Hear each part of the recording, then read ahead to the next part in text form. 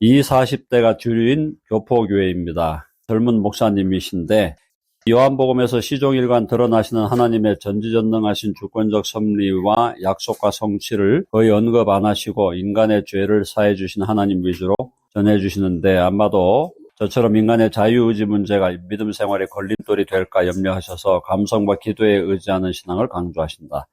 교리와 기본 신학도 함께 가르치면 더할 나위 없이 성장할 수 있을 거라 생각하는데, 저와 같은 오류에 빠질까 걱정하여 교리와 신학을 중요하게 생각 안 하시는 목사님께 어떻게 권하면 좋을까요? 그거는 본인의 신학적 입장도 있으신 걸로 보여지고, 죄사함이나 구원이라든가 믿음의 삶에 포커스를 한다고 그게 잘못된 것도 아니거든요. 일단은 그분이 목회 철학을 가지고 거기에 포커스 하시는 것에 대해서는 우리가 당연히 존중을 해드리되, 질문에서 인간의 죄를 사해 주신 하나님 위주로 전하시는 게 그게 안전합니다. 앞에 말했던 하나님의 전지전능하신 주권적 섭리와 약속과 성취, 이 얘기는 사실은 꼭 그렇게 강조 안 해도 되는 이야기예요. 구원받는 거는 죄사함 받는 거고, 죄사함 받아서 주님과 화해해가지고 관계 회복해서 천국 가는 게 중요한 이슈인데, 그것에 목사님이 포커스 한다는 것은 결국 안전하고 바른 길로 가고 있다고 봐야죠. 도리어 하나님의 전지전능 주권 섭리 얘기하면서 하나도 신앙적인 거는 안 되는 사람들이 또 많잖아요.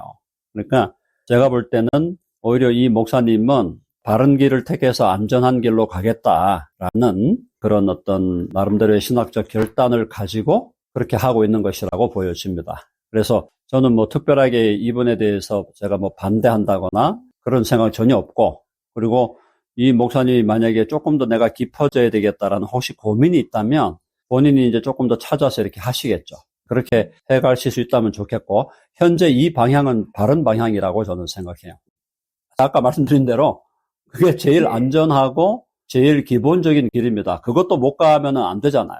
그것도 못 가면서 자꾸 교회에서 이야기하면 안 되고, 예수님 믿고 죄사함 받고 구원받아 주님과 관계가 회복되고, 그렇게 해서 일단은 자기 구원의 문제가 해결돼야 그 다음부터 더 넓은 세계를 보고 더 높은 세계를 보는 것은 또 그 다음의 문제지. 그래서 여기에 관련해서 우리 성경관 하나 더 볼게요. 디모데후서 3장의 15절, 16, 17절. 여러분 이 구절 익숙하시죠? 여기서 다시 한번 강조드리면, 디모데후서 3장 15절에서 지금 성경의 가장 직접적인 목적이 구원이라고 되어 있어요. 보세요. 또 어려서부터 성경을 알았나니 성경은 능히 너로 하여금 그리스도 예수 안에 있는 믿음으로 말미암아 구원에 이르는 지혜가 있게 하느니라. 성경을 공부하고 성경을 통해서 우리가 가장 직접적으로 받아야 될 혜택은 구원받는 거예요. 그게 제일 중요한 거라고. 구원을 받아야 그 다음부터 무슨 선교도 있고 뭐가 있는 거지, 자기는 구원도 안 받았는데 자꾸 다른 얘기하면 안 된다 이 말이에요.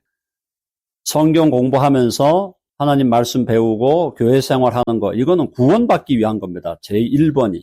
그러니까 지금 그 목사님이 죄사함과 구원에 대해서 포커스한다는 건 너무 잘하고 있는 거죠. 잘하고 계신 거예요. 16절에 보면 그 순서가 나와 있어요. 16절 보세요. 모든 성경은 하나님의 감동으로 된 것으로, 교훈 나와 있잖아. 요게 교훈이, 요게 교리라고, 교리.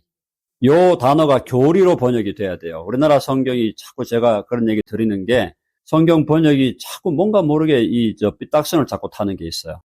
교훈이 아니에요. 이게 교리라고. 정확하게 번역하면은, 헬라어에서. 그러니까, 여기가 교리로 돼 있었으면 교리에 대해서 나쁜 얘기가 나왔겠어요?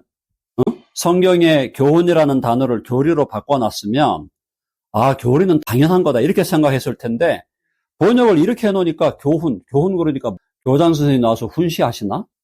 그럼 교훈한다 그러면 뭐야, 이거 목사님 나와서 맨날 훈시하라는 거야? 이 단어가 별로 썩 그렇게 기분 좋은 단어가 아니에요. 이걸 교훈이라 하지 말고 원문대로 교리라고 번역을 했어야 됐다는 거예요.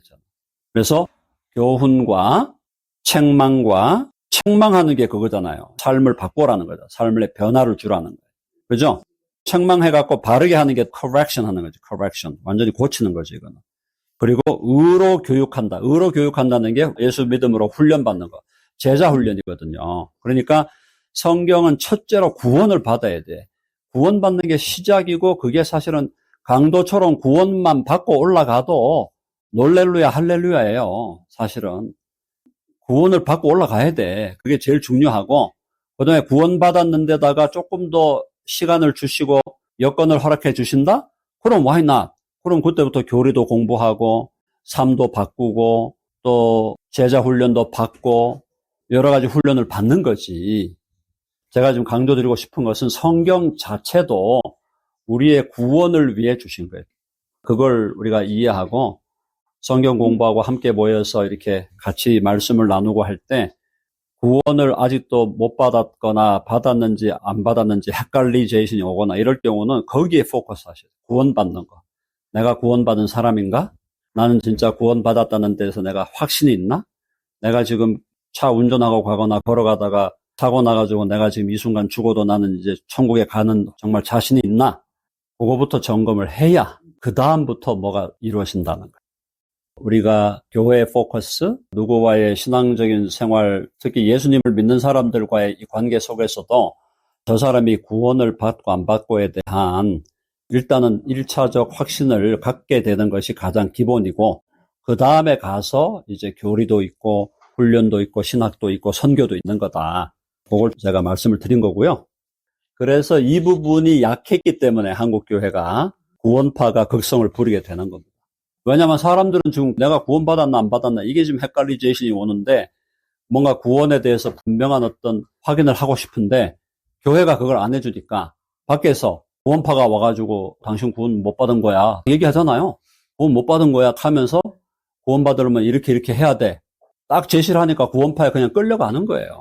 거기에 목회자가 몇백 명이 끌려가 있다니까 지금. 신학교 공부하고 목사 안수 받은 목회자들이 몇백 명이 구원파에 끌려가 있다고 지금. 그러니까 그걸 우리가 안다면 구원에 대한 중요성, 구원에 대한 포커스 우리가 제대로 해야 된다. 자, 기도하겠습니다. 하나님 아버지, 저희들에게 영적으로 성장하고자 하는 또 더 자라고자 하는 거룩한 열망을 우리의 심령에 심어주신 건 너무너무 감사합니다.